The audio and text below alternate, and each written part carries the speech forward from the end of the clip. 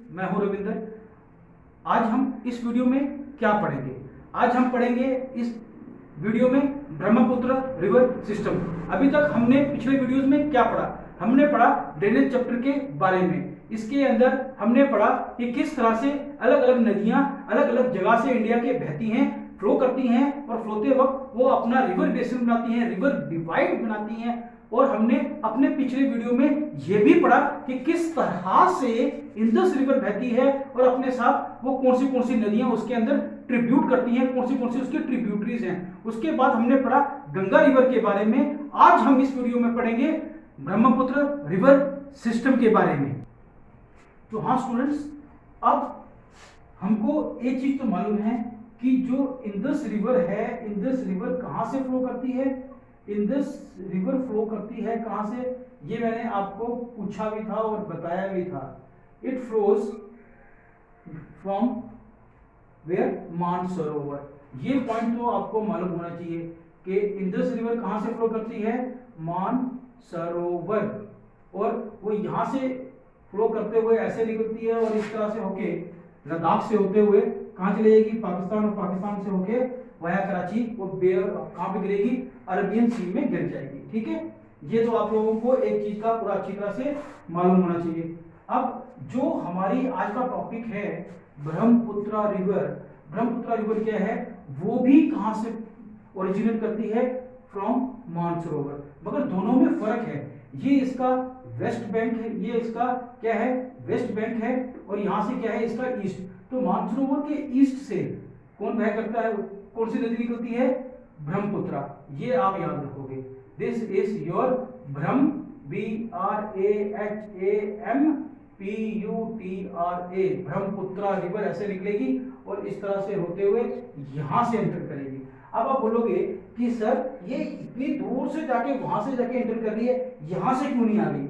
यहां से बेटा ये इसलिए नहीं आ गई क्योंकि यहां पर क्या है? हिमालय है। और हिमालय पर्वत जो है छोटे छोटे पहाड़ तो है नहीं, क्या है? बहुत बड़े बड़े पहाड़ हैं। तो ये क्या करेंगे?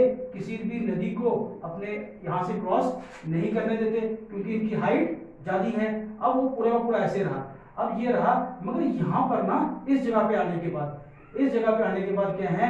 कुछ ऐसे पहाड़ हैं जिसकी वजह से जो ये ब्रह्मपुत्र रिवर जो यहाँ से ऐसे फ्लो कर रही थी, इसको एक यू टर्न लेना पड़ता है। और यू टर्न लेने के बाद ये करती है इस पॉइंट से, यहां से क्या करती है?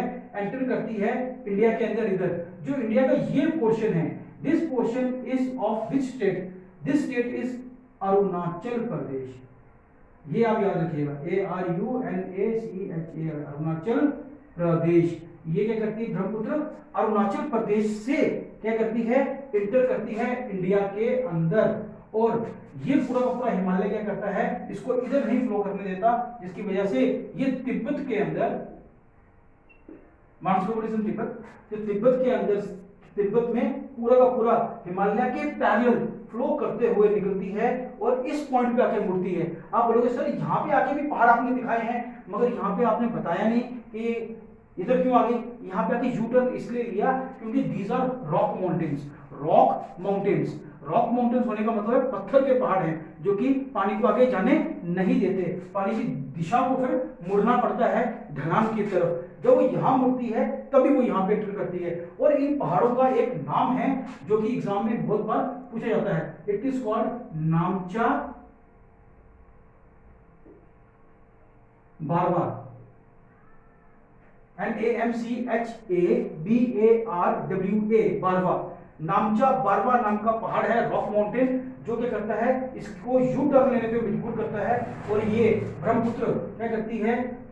अरुणाचल के प्रदेश में इंटर करने के बाद फिर अरुणाचल प्रदेश के बाद आता है आपका आसाम, और ये होते हुए वेस्ट बंगाल में जाते हुए वहां से वेस्ट बंगाल से क्या है? आके गिर जाती है कहां पर? बे ऑफ बंगाल में। अब एक और ब्यूटीफुल बात है कि ब्रह्मपुत्र जब तिब्बत में फ्लो करती है, जब इस जगह पे फ्लो कर रही है, तो तिब्बत में ब्रह्मपुत्र को ब्रह्मपुत्र के नाम से नहीं जाना जाता। It is known as Tsangpo. इसको बोला जाता है सैंगपो रिवर के नाम से। और एक और चीज, जब ये अरुणाचल प्रदेश में आती है तो अरुणाचल प्रदेश के अंदर भी इसका एक डिफरेंट नेम है। It is not known as Brahmaputra, it is called Dihang. DHIANG, इसको बोला जाता है दिहांग। तो तिब्बत में ब्रह्मपुत्र रिवर को बोला जाता है सैंपो, और अरुणाचल प्रदेश में और असम के क्षेत्र में इसको बोला जाता है दिहांग। इस बात को आप लोग ध्यान रखेंगे। अब आगे ये है कि जब ये पूरा ब्रह्मपुत्र रिवर जब यहाँ से फ्लो करता है हिमालय के साथ तिब्बत में, तो इसके पास इतनी ट्रिब्यूटरीज नहीं होती। क्यों? क्योंकि हिमालय के सारे रिवर्स इस साइड में फ्लो कर रही हैं, उस साइड में पानी नहीं जा रहा है। तो क्या होता है, इधर पानी कम होता है, और ये पानी जब इधर से जो अरुणाचल में फ्लो करती है, तब इसके अंदर क्या होता है, कुछ ट्रिब्यूटरीज क्या करती हैं, इधर से आके इसमें मिलनी शुरू करती हैं। और जो मेजर ट्रिब्यूटरीज हैं, वो ट्रिब्यूटरीज का जो नाम है वो है दिबंग, याद रखिएगा, एक है दिबंग और दूसरी है लोहित। और भी बहुत सारी हैं, मतलब ये दो मेजर हैं, वो आके इसमें मिलती हैं। अब क्योंकि ये पहाड़ों से आती हैं, तो छोटी छोटी बहुत सारी ट्रिब्यूटरीज मिलती हैं, तो ब्रह्मपुत्र का क्या होता है, पानी की जो फ्लो है वो ज्यादा हो जाता है, और पानी भी उसके अंदर बहुत ज्यादा आ जाता है। अब क्योंकि ये हिमालय से ट्रिब्यूटरीज आ रही हैं, तो अपने साथ मड, सिलट, पत्थर ये सब लेके आती हैं, और उस वजह से जब ये प्लेन्स में आती है, पहाड़ों से निकल के जब ये प्लेन्स में आती हैं, तो ये क्या करती हैं, अपनी जितनी भी मिट्टी, पत्थर, कंकड़ लेके आती है, वो सब यहाँ पर बिछा देती है। और बिछाने के बाद यहाँ पर एक बहुत बड़ा क्या बनाती है, रिवराइन आइलैंड। अब आप लोगों को ये तो मालूम ही होगा, what is a riverine island, इसके बारे में तो आप अच्छी तरह जानते होंगे। And Brahmaputra river makes world's largest riverine island. अब आपके लिए ये एक क्वेश्चन है कि विच जो रिवराइन आइलैंड जो ब्रह्मपुत्र बना रही है, उसको रिवराइन आइलैंड हम लोग क्यों कहते हैं, what is a riverine island. बस इस क्वेश्चन का आंसर आपने कमेंट बॉक्स में देना है। अब इसके साथ एक और चीज, जिस तरह से ब्रह्मपुत्र रिवर का नाम अलग अलग जगह पे अलग अलग आया, उसी तरह से गंगा का भी नाम, गंगा इंडिया में बोला जाता है, जब गंगा बांग्लादेश में एंटर करती है तो उसका नाम पद्मा रखा जाता है। अब आपके लिए एक और क्वेश्चन जो आपने कमेंट बॉक्स में देना है, that is what is the name of Brahmaputra in Tibet. What is the name of Brahmaputra in Tibet, question number 2। Question number 3, what is the name of Brahmaputra in Arunachal Pradesh. Question number 4, what is the name of Ganga in Bangladesh. हाँ तो students, अब आपके पास 4 question आ गए। उम्मीद करता हूं आप सब क्या करेंगे कि इन क्वेश्चंस के आंसर कमेंट बॉक्स में देंगे। और हाँ, एक बात और, वो सब बच्चे जिन्होंने 90% प्लस मार्क्स लिए हैं, उन सबको बहुत बहुत मुबारकें, और तैयारी करो कि आप लोग 100% तक जाएं, आप सब अच्छे मार्क्स ले सकते हो।